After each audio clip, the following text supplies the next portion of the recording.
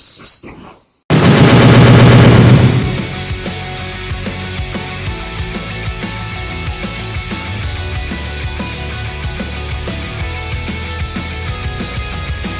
What is up, everybody? Welcome to the next edition of the Losers Lounge podcast, and welcome to a special season finale of the Losers Lounge podcast. Yep, this is the season 3 finale of the Losers Lounge podcast, as WrestleMania week is going to be the start of season 4.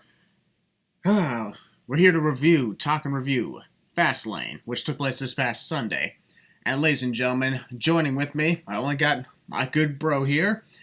Introducing two-time Losers Lounge Member of the Year and Optimistic Hall of Famer, the heelist of Balors. Thank you for the introduction, Brother Maracle. Is the undisputed prince of the YWC. And I'm back. Great to be back on for the Losers Lounge. Man, season 3? Man, this is the last one? Dang, it's crazy. Last one of season 3. I'll be honest. It's been kind of a short season in comparison to number 1 and 2 because, well, we started off in July of last year. Yep. Yeah, that's because he took a lot of time off. But hey, season 4 is going to be great. Heck yeah. We'll have a lot to talk about with WrestleMania week, and just for the record, folks, before we even get started, I want to say you may want to prepare yourself because you could be in for another 4 to 5 hour podcast. Yep. And it'll also be the first one to be premiered, so you get to watch the podcast and chat amongst yourselves. Correct. That should be fun. But that's then, and this is now, and we're here to talk about Fastlane, which, in my opinion, kind of sucked. It sucked. Yeah, I'll be honest. It sucked. It's alright. A lot of lackluster matches, out of nowhere stuff, and pretty poor decisions. Yeah. Not exactly something we get. A few good moments here and there, but there's not really much else to say about that. However, ladies and gentlemen, before we even get started on any of that, there is something I need to address here. And normally I don't really talk about a lot of stuff like this, but this is something that I need to address. With all due respect to my good friend, Optimistic Hall of Famer, Adam's Wrestling Show, being Adam, who's now part of the Sports Head Network, as he calls his new little podcast group. A situation happened a few days ago where Adam's sister had gone missing. It was a really scary situation, and recently she was found, and she unfortunately has died. So I want to take this moment to pay my respects to Adam, pay respects to his family. I may not have known his sister, but I've been close with Adam for almost 5 years, and to see anybody go through this nightmare is absolutely frightening. Like, I have no idea what it's like, what it feels like to lose a family member like that to a disappearance, and then,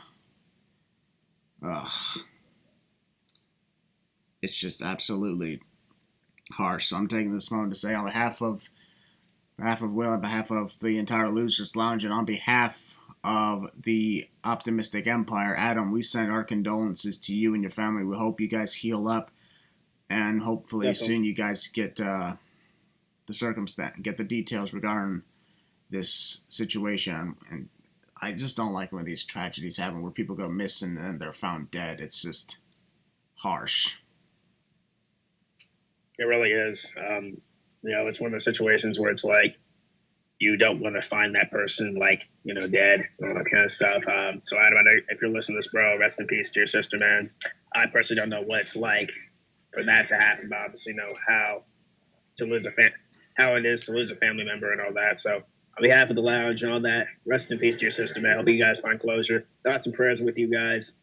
And stay strong, man. Stay optimistic, stay positive, and just do all that, man. That's what I've been keeping in touch with him just to make sure he's all right. Been keeping close with him. And also another thing, folks, the Double R Wrestler Ryan is not here. He's not feeling well today. And if I'm being perfectly honest, I'm not really feeling too well myself today. Something seems to be going wrong with my stomach, but I'll be okay. But I will say, Ryan misses y'all. He wishes he could be here. And he also sends his condolences and respects to Adam and his family. Yes. Yes.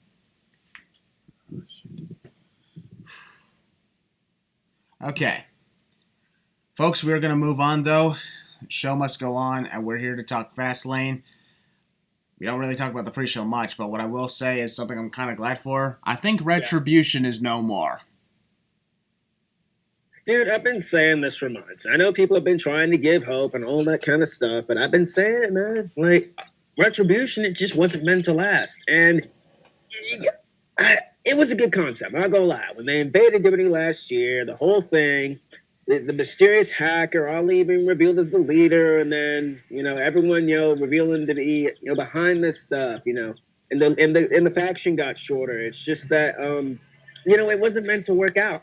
And to those people who gave hope and were holding on to the optimism, all that kind of stuff, that this group was going to last, I give you props. I really give you props. But it just wasn't meant to be. And kind of for us, the lounge, this is kind of payback because they did attack us. So yeah, they attacked the loser songs, but it feels like it never even happened. So what's the point? Exactly. They're a bunch of freaking jobbers. Actually, I'm not going to say jobbers because that's your great talent. So not jobbers. Well, their leader's a jobber. I mean, he's great. I wouldn't call him a jobber. That should be. But, I can understand where you're coming from with that. Mustafa Ali. Taken down. You know what would have been cool, honestly? What you got? You know how it all started with Reckoning, walking away and everything? How cool would it be if, Mustafa Ali, he was yelling at her saying, "Hey, Reckoning! Get back here! You're nothing without me!" And she gets right in his face and says, "My name is Mia Yim." Could you imagine? That's what I was waiting. Come on, man. Outside. Okay, for those watching this podcast or whatever, you know who these. If you watch NXT, you know who these guys are. You know who these guys and girls are. But obviously, for the people who don't watch NXT and all that, they'll be like, "Huh? Who's the big bald guy?" Well, that's Dominic Dijakovic. Who's the big black guy with the dreads? Dreads. That is oh my god, I just came up with something funny. Yeah, T-Bar would go right up to him saying, "I am Dominic Dijakovic." Mace would be like, "I am Dia Madden." And then Slapjack's like, "Oh, I'm actually keeping my name. I actually like it." Yeah, imagine if Slapjack or Shane Thorne. He was like, "Oh, I'm actually going to keep Slapjack. I actually like that name." That's actually a pretty dope name, I'm going to lie. Yeah, imagine if he was like, he's like, "Oh, I'm going to keep the name. I'm probably not going to be with y'all, but I'll keep the name." Yeah. But Retribution seems to be no more because apparently Mustafa Ali is dealing with some sort of PCL tear. Yeah. What a shame. It's gotta suck when these injuries happen, huh? But you know what? That's what happens in professional wrestling. Correct. But, moving on to the main show, folks. We kick things off with the sneeze break match. The Nia Jax and Shayna Baszler versus Sasha Banks and Bianca Belair, which happened for the second pay-per-view in a row, and get this, Willie, with the same result. Of course, because that is how WWE rolls, and the storyline's already gotten bad. It's already continuing to get worse. But yeah, Bianca and Sasha lose thanks to Reginald. The difference is Reginald was supporting them last time, and Reginald was against them this time. That's literally the only difference. Exactly. Just different. And after Nia Jax and Shayna Baszler had actually gone toe-to-toe with the likes of even... I would honestly be fine if it was Mandy and Dana, possibly, or even Naomi and Lana. But Sasha and Bianca again? Who, by the way, they should not even be teaming with... here's the thing.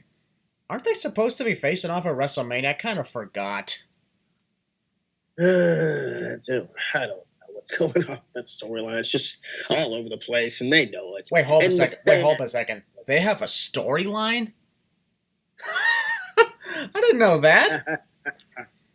A storyline that's WrestleMania man worthy. Don't make me laugh. Yeah, very nice. Folks, though, we won't dive into WrestleMania until the season 4 premiere. For now, we'll talk Fastlane, and trust me, we'll have a lot to talk about for WrestleMania. But we're not going to leave any teasers here because we want to keep y'all guessing. Exactly. So, I will say the match itself, it was about 10 minutes.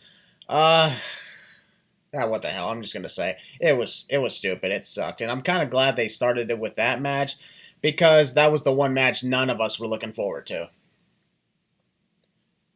Correct. I think that's been the same thing ever since the women's tag team titles first came into play. The only time we looked forward to it was when the titles were going to be crowned for the first time ever at the Chamber in 2019.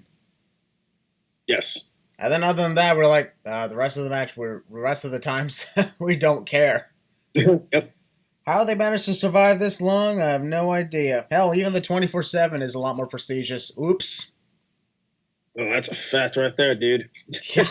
That's because of the legend himself, R-Truth. That dude is so underappreciated. Come on, man.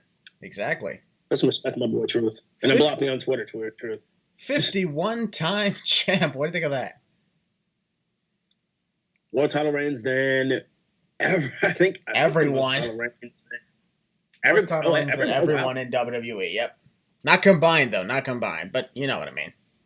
Yeah. But the women's tag team titles, there's not really much to say about it because it was what we expected it to be. Bianca and Sasha would do good. Maybe some tension would happen. Lo and behold, some tension happened. The only good thing that happened was, well, Sasha slaps Bianca and calls her a rookie after the match is over. But I'm honestly like, you could have done that a month ago at the Elimination Chamber and use these next month and a half next almost 2 months to actually get the story going. That's the thing right there, Christian. There's a thing called storyline progression with these people, and they don't know what they're doing. Yeah, they took way too much time. And even as we're recording this podcast, I am not really convinced on seeing that as a big-time WrestleMania match. Congrats on Bianca winning the Royal Rumble at number 3. That's impressive. However, the storyline factor, if there even is one, sucks. Yes. Badly. And then you got Nia and Shayna. Nia Jax is weirdly attracted to this Reginald guy who's getting a lot more screen time than most people. Reginald's giving me, I'm about to say this, Reginald's giving me James Ellsworth vibes. Actually in a good way, though. Yeah. That's in a good way. Only difference is it looks like this guy can actually hold his own. James Ellsworth, he never could. He's good. Now. Yep. That one moment when a sommelier, if that's how you say the word, is getting more attention than sometimes even Edge. Mm-hmm. Huh. Zarek Reginald, how many? We've seen him sometimes multiple times per night. Yes. And by the way, Willie, did you see that one segment on Raw where apparently Nia took Reginald clothes shopping or something? I'm not gonna lie, that was a funny segment. Just Shayna on her phone is literally me sometimes when things are money. Just like I'm not gonna look around and just be like, can we get this over? That's usually me when we go shopping. It's at the Walmart. But that's usually when we go shopping. It's like I'm gonna set up my phone and just watch videos or just tweet or whatever. Oh, it's time to go? Okay, time to go. Yeah. So I don't know where they're going with that situation, but we'll find out. Because, WWE eventually does something. Now, the worst that could happen is they just drop the whole thing and then he's gone. We've been through worse. So, let's see what we're going to do next. Oh my god. Yep. That's all, honestly, we can say about the tag team title situation. But the next match was one of the biggest disappointments of the night. Big E versus Apollo Crews for the Intercontinental Championship. Mm-hmm. And, going into that, they even had a video package for it and a really good build-up. Minus the Nigerian accent from Apollo Crews, I will say, the build-up was actually good. The match was 5 minutes long and it ended. What the hell even happened? Was Big E's shoulders down? Was Apollo's shoulders down? What? Double pin. Yeah, as far as we know, Big E defeated Apollo Crews. That's what it officially says. But what the hell was that? I mean, let's be honest. The match itself was not good at all. But yeah, the majority of it was Big E yelling, "Is this what you wanted?" Then hitting a splash, shouting it again, hitting another one. Apollo Crews got some offense locked in. Then there was a roll-up or something. And then another roll-up, and that's it. And I'm like, wait, what?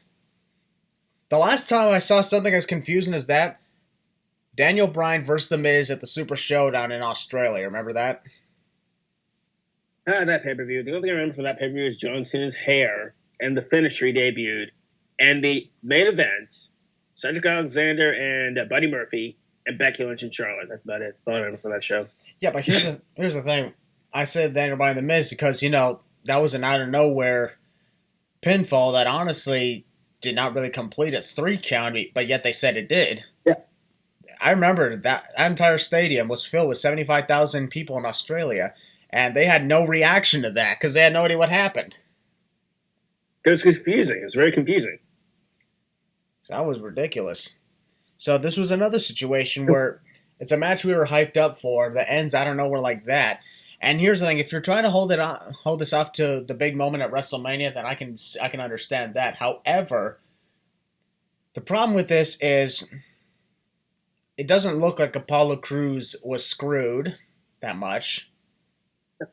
No. And this was his 3rd title match against Biggie. His 3rd. He lost the first time. Oh, wow. He lost the second time. He lost the 3rd time. Good luck trying to convince us that this is believable now. At the time of recording, folks, it's actually Friday, which normally the podcast would be released on Friday, but due to situations involving sickness and internet issues, we're actually recording today on Friday. Mm-hmm. But hey, I'm just hoping we're going to actually get something good out of this. There's honestly not much to say about the Intercontinental title situation because there wasn't much of a match. I think it was more to prolong the story. So I'm not going to piss all up that much. But it still was confusing because when the 3 count, I was like, wait a minute, they botched? That was my first thought. Like, did they botch something or did I miss something? It was so weird. But now it kind of makes sense now when they did what they did. So, good job, WWE, I guess. Yeah. Good job. It's kind of crazy thing, but right now it doesn't, as of right now, from my perspective, Apollo doesn't have a convincing argument because from everyone's perspective, he got pinned yet again, 3rd time in a row. True, but he also got kind of screwed a little bit. Same with Big E. It's just a double pin situation, which is probably going to prolong it to WrestleMania. Unless somebody else gets involved in it. But yeah. That's just going to WrestleMania, which I would not mind to see it again. Because I'm loving Apollo Crews, man. I'm going to talk in detail about what I think about his gimmick in full when we get to WrestleMania weekend. But long story short, I'm loving it. The accent, I'll talk about it when we get to WrestleMania. But yeah. Ladies and gentlemen, we're going to move on to the next match. And who's ready for an impromptu situation? Braun Strowman versus Shane McMahon. Wait, what? Okay, let me look at this. A couple weeks ago, paper said Braun Strowman versus Shane McMahon's happening at Fastlane. Paper the following week on our podcast for the predictions, it was not happening at all. Got taken off the card. Now they're saying Braun Strowman did compete, but he faced Elias. Yes. Okay, do we have to go through a podcast all the time where people are constantly messing up our papers?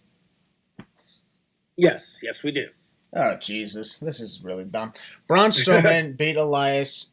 Didn't give a shit about it. It was pointless. The whole thing was pointless, yeah. Here's the thing. My idea was better. They should have had Braun Strowman take on Shane, but Braun would lose because of the appearance of Dabba-Kato, because of the whole Raw Underground situation. That would have been actually a good storyline heading to WrestleMania. Exactly. But now we're actually doing Braun Strowman and Shane McMahon at WrestleMania. Yeah, apparently. Braun Strowman beat Elias, and Willie, any thoughts? No. Nope. Pointless. I know it was to prolong the story, but it was, in my opinion, very pointless. And why WWE? But, why get Elias involved? I don't know. Yeah, I don't get that either. All right, we're going to move on to the next match because here's the thing, folks. We're already talking about the 4th match, and we're only 20 minutes into this podcast. Oh, Jesus. Seth Rollins versus Shinsuke Nakamura. Very, very good match. Yeah, very good match. About time we finally got a good match. So a lot of the other matches were just not that good. But Seth and Shinsuke, they had a great back and forth encounter. Judging from the way things have been looking, it looks like this is what's going to set the tone for Seth Rollins to take on Cesaro at WrestleMania. Gonna be great. Can't wait. Rollins beat Nakamura, and it was actually not a dumb BS thing, and it did not make Shinsuke look weak. He actually made him look strong. Exactly. Nakamura did a great job in the match, so did Rollins. For once, I can actually say, Willie, I think we saw the King of Strong style again. Yes, we did. And it took Seth Rollins to bring him out. But, we finally saw this King of Strong style. It's about freaking time, David. I don't know where he'd been hiding, but it just lose the artist moniker. That's really, really, really run its course. It's stupid. How great would it be if we saw the Nakamura from 2016 to 18? Oh, imagine. Imagine if none of those guys in NXT changed themselves up when they moved up. Imagine. Holy shit, right? Exactly. It would come to the point where we're going to be like, NXT, step up your game. Oh, definitely. And then Triple H would be like, is that a challenge? All right, let's do this. Man. Rollins Nakamura, they did great. I enjoyed the match. There's not really much I could really say before. However, I like the way that Rollins connected the curb stomp to win the match. That was cool. Favorite moment of the match, Willie? I like that that weird move that Seth did to Shinsuke. You can it's the move that you'd see in the 2K games. Yeah. That's about it. All right. Well, ladies and gentlemen, we're going to move on to the next match then, which was, in my opinion, match of the night. Drew McIntyre versus Sheamus in a no-holds-barred match. This is the match that, in my opinion, should be the WWE title match at WrestleMania. But yeah, apparently it's not. Drew McIntyre is set to take on Bobby Lashley for the WWE title at WrestleMania, but the McIntyre-Sheamus storyline for Fastlane had a WrestleMania feel to it. Yep. They went everywhere. And also, we want to take a moment in silence because apparently Drew McIntyre murdered a bunch of virtual fans. Spog the night. Enough said. I remember was busting out laughing. I'm like, oh my gosh, they killed fans. They killed fans. That had more of an explosion than revolution. I mean, what? Oh my god. I didn't say anything. Nope, nobody heard me say anything. Yeah, I heard you say something. I'm like, Sparkles, settle down, please. But McIntyre, Sheamus, it had a great back and forth action. Their chemistry really showed in that one. I mean, they did great in the previous matches heading into Fastlane, but that's the one where they really showcased their chemistry together. Most definitely. It's a shame that they're not competing for the WWE title at WrestleMania. Otherwise, I guarantee that would have been the main event of night one. People would probably say, McIntyre Sheamus doesn't sound like WrestleMania worthy. I'm like, that's because you don't give it a chance. And from what we saw at Fastlane, that was a missed opportunity. Correct. Missed opportunity. Hell yeah. It's a shame when the missed opportunities take place, but you know what? It is what it is, right? Yes. Man, I still can't stop thinking about the Thunderdome destruction. It was really fun. Not gonna lie. They went everywhere and they beat the living heck out of each other.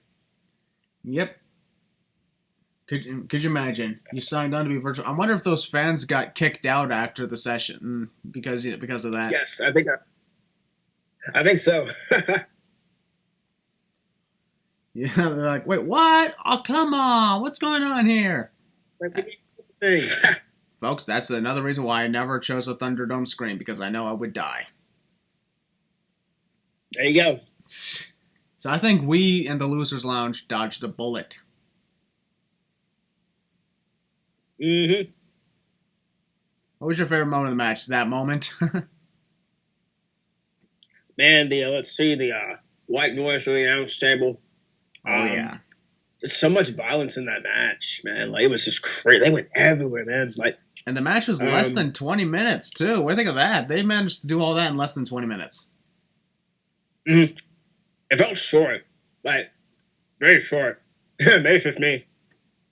But McIntyre got the win. He gains his momentum heading into WrestleMania, and apparently Sheamus is likely playing with Matt Riddle. Play with the bro, you get the scooter, I guess. I don't freaking know. I'll be perfectly honest, I want that scooter. I'm loving what Matt Riddle's doing. Like, yeah, I like the scooter. But speaking of short, the next match, Alexa Bliss versus Randy Orton in the intergender match where Randy Orton had no offense, and that was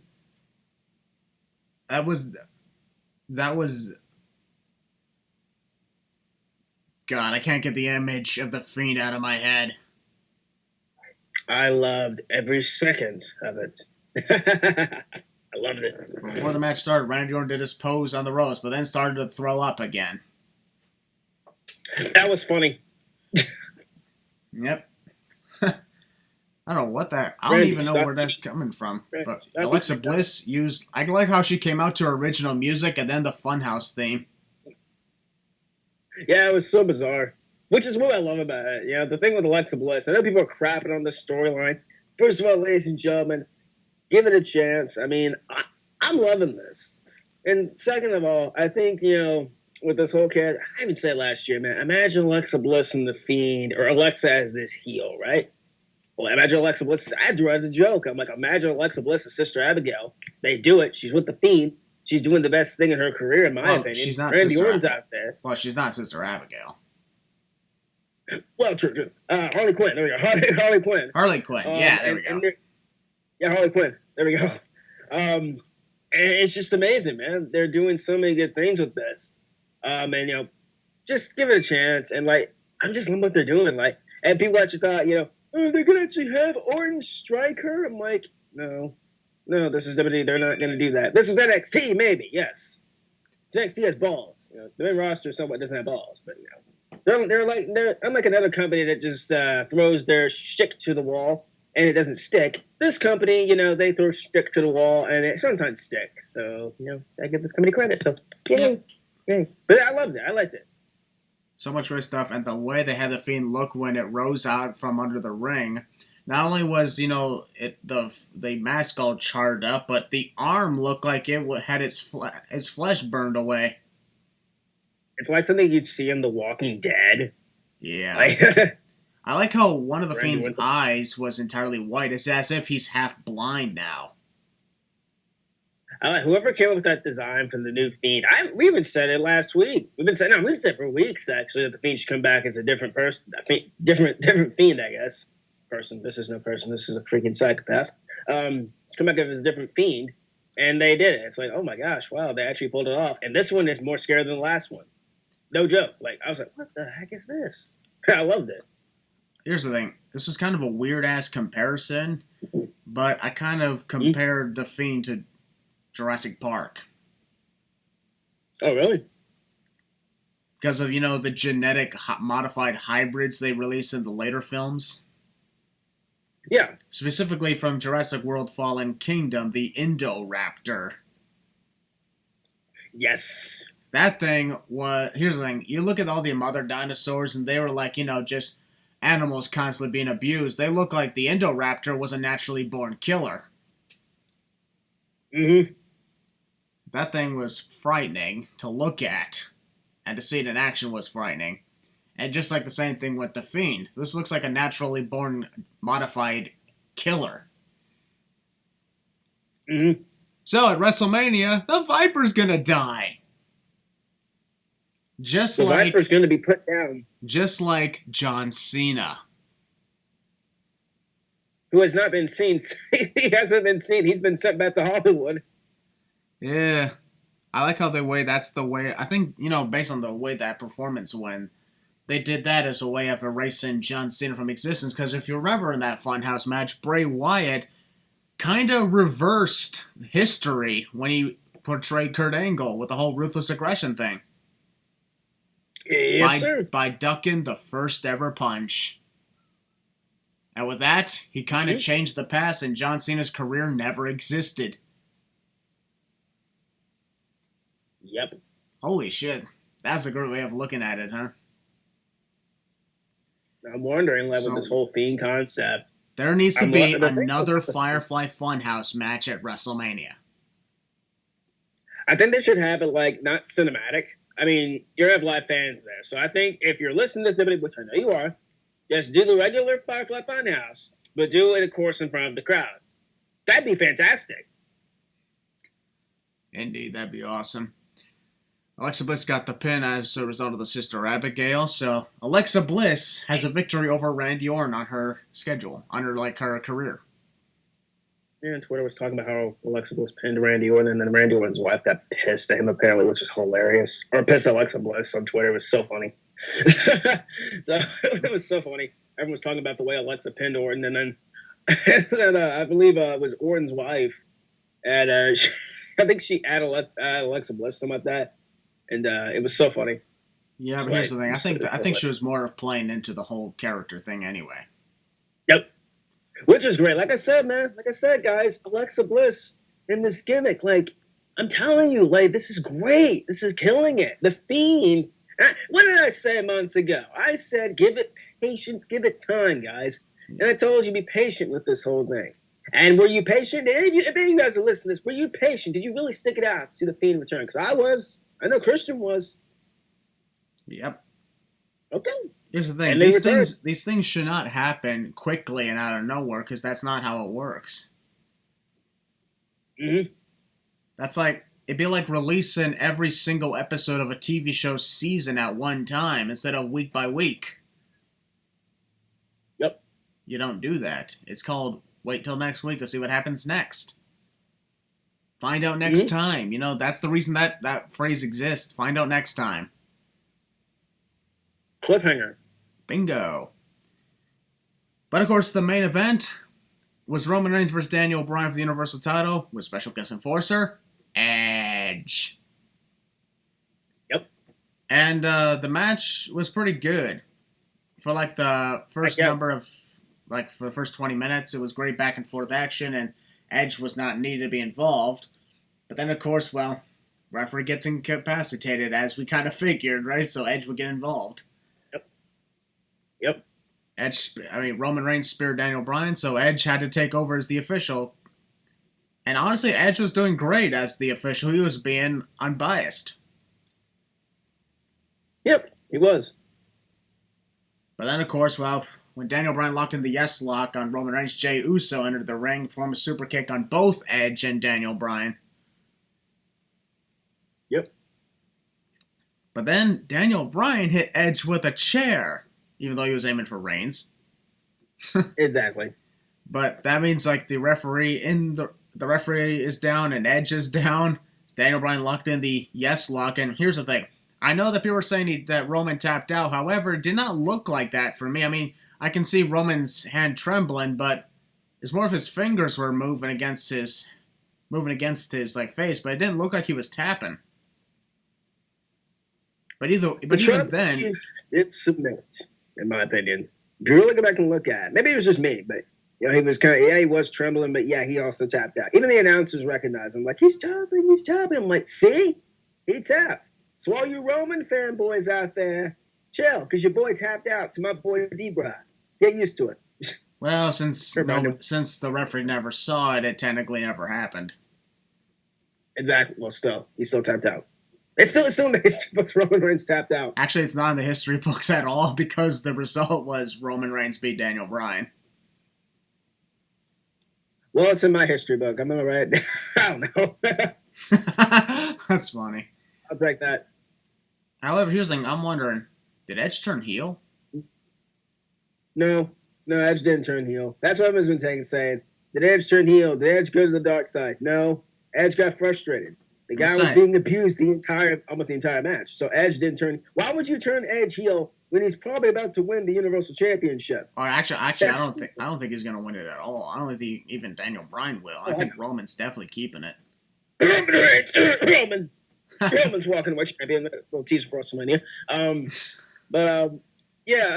think the reason Edge got frustrated. I think the reason Edge got frustrated is because the attention was more on Daniel Bryan and not him. And when Edge was the one who won the Rumble. Exactly. Plus, Daniel Bryan's been kind of acting like a child lately. It should be me in the main event. I'm like, dude, you main evented Mania 7 years ago. Why are you upset? You should be on fire for Seth Rollins. This is a huge Daniel Bryan fanboy saying this. And it's just so funny that Bryan's coming off as like this child. I'm like, dude, you lost the Elimination Chamber, which kind of unfairly, kind of, and then if anything, you should be going after Seth Rollins. That's just me. I mean, Seth Rollins did kind of eliminate you from the Rumble, stupidly, and I don't know, but Daniel Bryan, he's kind of acting like this child, like. It's like a child getting no candy from the candy store.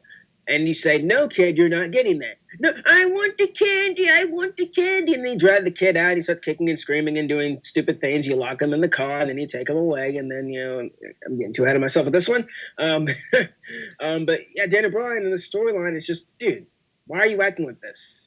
It's understandable. I guess in the comments, guys, you'll be saying, oh, but he deserves one more run. He's going to retire soon. I'm like, no, he's not. He ain't retiring yet. Yeah, I don't see Daniel Bryan retiring anytime soon. There's plenty more WrestleMania moments in left for D-Bry. Now, the big question, will it get added in the Reigns and Edge? You know it's coming, people. Most likely. And this match with Reigns pretty much solidified it's going to be a triple threat. And I got no problem with it. Oh, you're a Daniel Bryan fanboy. Dang right I am. And I'm going to see it. I want to see him and Edge interact. Plus, I want to see Roman get destroyed for a little bit and then retain. But here's the thing. Aside from, I hope instead of being here's the thing. I guarantee after the results of SmackDown tonight, he'll probably be in the match. But I'm honestly thinking he's got to. This time, Daniel has to earn it. He can't simply be added for no reason. He's got to earn his shot. And there's one way this may not happen, but I'm predicting it. Daniel Bryan versus Edge, night 1 of WrestleMania. If Daniel wins on night 1, all over again. Yeah, so basically, if he wins on night 1, he gets added to the match. If he loses, well, he's shit out of luck. You're not getting your WrestleMania moment then, Braun. I'm fine with that. And if you're watching this, which we know you are, you give Christian credit for that. Well, technically, this podcast is releasing, after SmackDown airs, so can't exactly give me the credit. I'm just a guy who's thinking certain things. But honestly, what I want, if it's going to be a triple threat, add in the storylines to the fact that all three had career-threatening situations and survived them all. Edge and Daniel Bryan with the neck retirements, Roman Reigns with the cancer. Well, Bryan was more with the concussion, but yeah, I can see where you're going with that. But yeah, the stories are there. Like, the stories are right there. Bryan had to give up his title, the Intercontinental title, a long time ago, and the WWE World Heavyweight Championship years ago. Edge with the World Heavyweight Championship, Roman with the Universal Championship. They're pretty much all intertwined with each other, and I like that. Here's the thing, though. Daniel Bryan, he got his title back, though, in 2018. Roman got his title back at Payback last year. Edge is the only one who hasn't gotten it back at all. Unfortunately, though, this is a time when Roman is more on top than anyone else. And why would you stop that momentum of the Tribal Chief? He owns SmackDown. That's his show. And a good proof that things are doing well. A majority of SmackDown viewerships, example 2018, a majority of the SmackDown viewership was to see Becky Lynch. In 2019, Kofi Kingston. 2020, Roman Reigns. 2021, Roman Reigns. 2022, Roman Reigns. 2023, Roman Reigns. 2024, Roman Reigns. 2020, you got what I'm trying to say, ladies and gentlemen. Roman Reigns owns SmackDown. It's his show, whether you like it or not. Yep. Kind of glad he went over there because it's cool to see the Tribal Chief, the head of the table, on SmackDown. It's his show. Whether you like it or not, people, it's his show. But anyways, he said it himself, his show. Yep. Reigns got the win over Daniel Bryan to retain at Fastlane, and now we're getting to WrestleMania. Well, folks, this was a short podcast. We're only 40 minutes in. But, that's okay, though, because there's not really much to talk about for Fastlane. It was kind of a lackluster show. And plus, there's only two of us here. Man, didn't need to exist. That's just me. Yep, did not need to exist. However, here's the thing. It's kind of funny. This is one of our shortest podcasts. The next time you see us, it's going to be an extremely long one. Please get your popcorn ready. I know I always say that on these things, but legitimately get your popcorn ready because it's going to be long. It's going to be loud. Yeah, so ladies and gentlemen, I will say that for the Season 4 premiere, WrestleMania, we are talking 2 nights of NXT TakeOver, 2 nights of WrestleMania. But to kick things off, we're going to talk about the WWE Hall of Fame, talking each of the inductees from both the 2020 and 2021 classes, talking about our favorite moments of their careers and some of their best highlights, and we're going to have guests on the podcast as well, so be sure to stay tuned for that. So in a couple weeks, this is going to be a lot of fun. And Willie, can't wait. As we end Season 3, go ahead and finish us off. Well, I guess I want to say this before I end it off here. I want to thank you guys for enjoying what we do on here. And, we're here to entertain. We're here to have fun. We're here to just talk what we love, and it's passion. It's, it's entertainment. And, we love what we do. It's been a great Season 3. I mean, I think our shortest one, right? We're done. Yeah, but that's okay. That's totally all right, because get ready, guys, because in a few weeks we'll be back. And, it's been fun. So hope you guys enjoyed the episode. And we'll see you on the next one. The long, long one. See you, dudes. We're the Losers, and this is our lounge. Peace.